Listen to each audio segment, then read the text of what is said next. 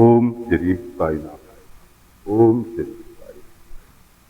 ओम श्री साई। सभी साईं भक्तों को मेरा नमस्कार। साथियों, कथा प्राप्त करते हैं। जैसा कि पिछले भाग में आपको सुनाया था कि जीपी की शादी हो रही है। लड़का भी पसंद आ गया, पायजामा पाटिल जी ने सब ने लड़का पास कर दिया। शादी की तैयारियां चालू हो गई, क्योंकि शादी पायजामा पर।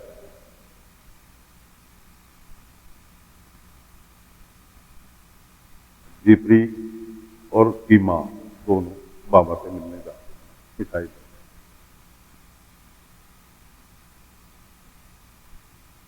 शादी की बात बताते हैं। बाबा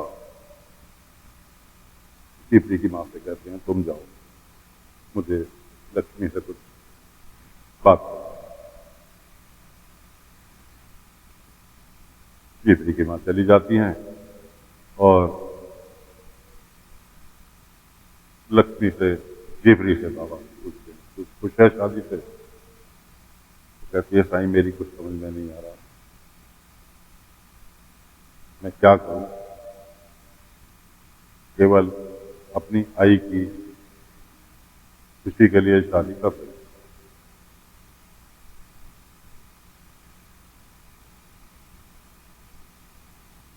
बाबा कहने लगे, तेरी एक परीक्षा लूं? मैं कहा, साईं आप भी लो मेरी परीक्षा, लो जो परीक्षा ले। बाबा ने एक सिक्का उसके हाथ में थमाया और धूनी में आग जल रही थी। जीपरी से बोले कि जब तक ये सिक्का पिघल ना जाए तब तक तुझे इसको हाथ से नहीं उठाना। पिघलने भी लगे तब भी इसकी एक भी बूंद नीचे नहीं गिरनी। जीपरी ने कहा, ठीक है साईं। वो उसने अपना मुट्ठी बंद की और धूनी की आग के ऊपर हाथ कर दिया। उसका हाथ जलने के लिए तैयार, लेकिन उसने हाथ नहीं हटाया।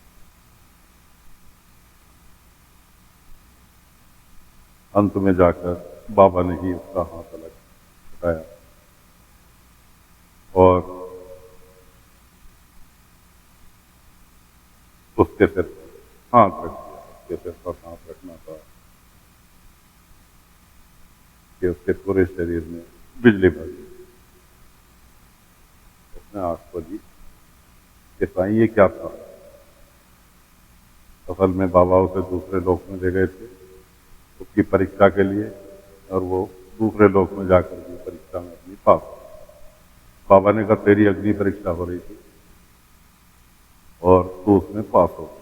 आज के बाद यह अग्नि तेरी सहायता करेगी, तुझे किसी प्रकार कोई परेशानी नहीं आएगी, निश्चित है। जीपरी को विदा कर दिया। बाबा ने द्वारका माई से वो अपने घर चली गई। उधर अगले दिन शादी का मुहूर्त था।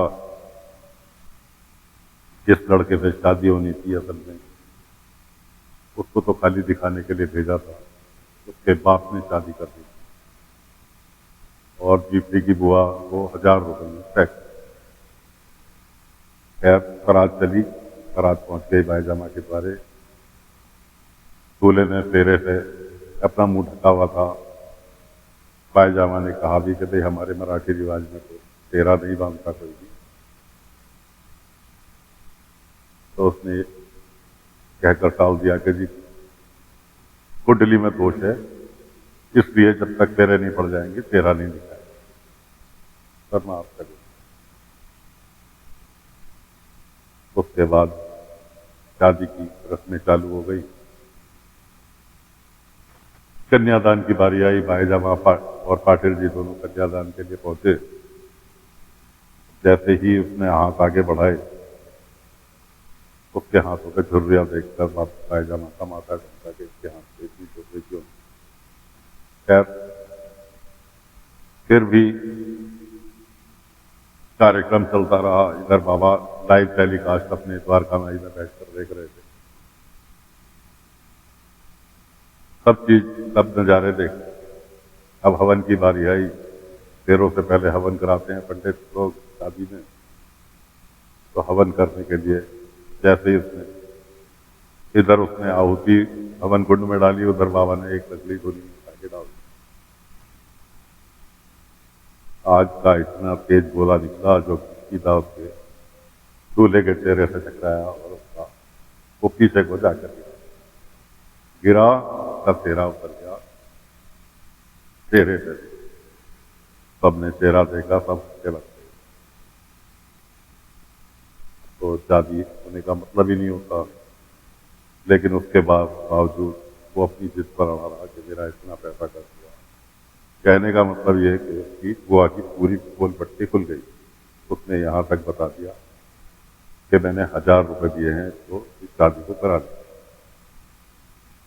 अब इसने तुमसे झूठ बोला, क्या बोला? मुझे नहीं। और ये शादी तो हो कर रहे।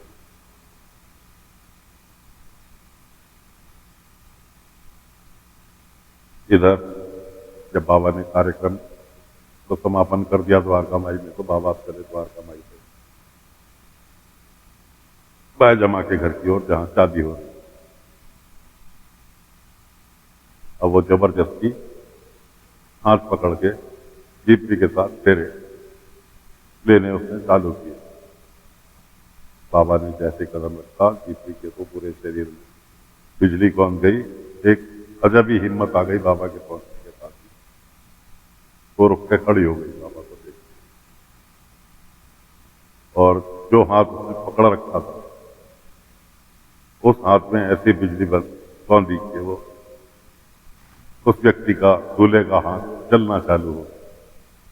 इतना हीटअप हो गया कि वो हाथ छुड़ाने की भी कोशिश करे तो उसने हाथ नहीं छुड़ाया।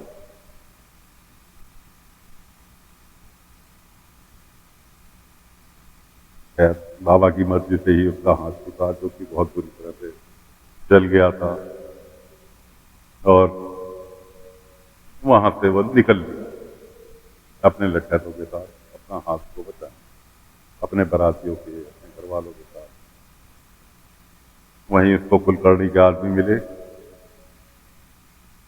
जो कि ले गए उसको कुलकर्णी के पास कि जी तुम्हारे साथ धोखा हुआ है, और चलो कुलकर्णी साहब, सरकार तुम्हारा हाथ का भी इलाज करेगी और तुम्हें न्याय भी करेंगे, क्योंकि वो यहाँ के मुखिया। इधर बाबा ने पूरी लाइव स्टोरी, आत्या की भी, जो दीप्ति की आत्या थी बुआ, उनकी भी सुनाई।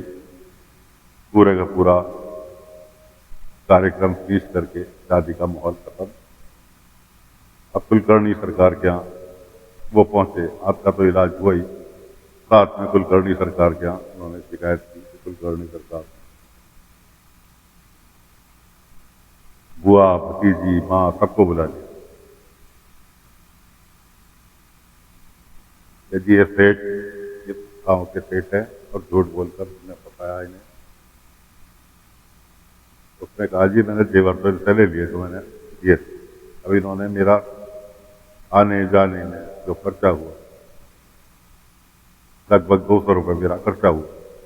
200 रुपये उस जमाने में बहुत हुआ कि जी जुर्माने के तौर पे मेरा समय भी खराब हुआ। 200 रुपये मेरा आने जाने में खर्चा हुआ, मिठाई फल वगैरह। 100 रुपये जुर्माने के साथ मुझे 300 रुपये दिलाए जाए, नहीं तो ये लड़की सारी जिंदगी मेरे साथ साथी बनती रहेगी। और कुलकर्णी सरकार को क्या चाहिए था? एक तो बाबा बीच में थे, इसलिए उसको खुंदक, उसको मौका मिल गया। उसने आदेश दे दिया कि 24 घंटे के अंदर सेठ जी को 300 रुपये दो, वरना जीपरी को दासी बन के जाना पड़ेगा।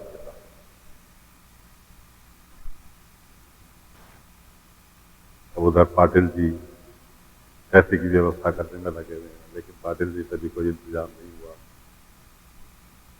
सभी लोग परेशान, तो दोस्तों फिलहाल जीपरी की शादी होते होते रुक गई।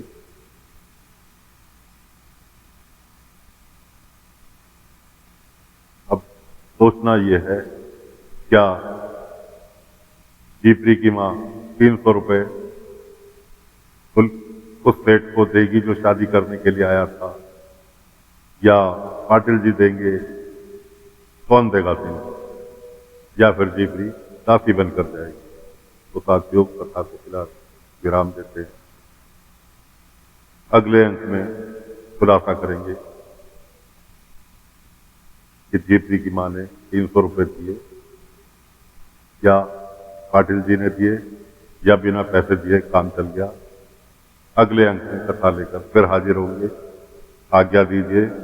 ओम साई। ओम साई।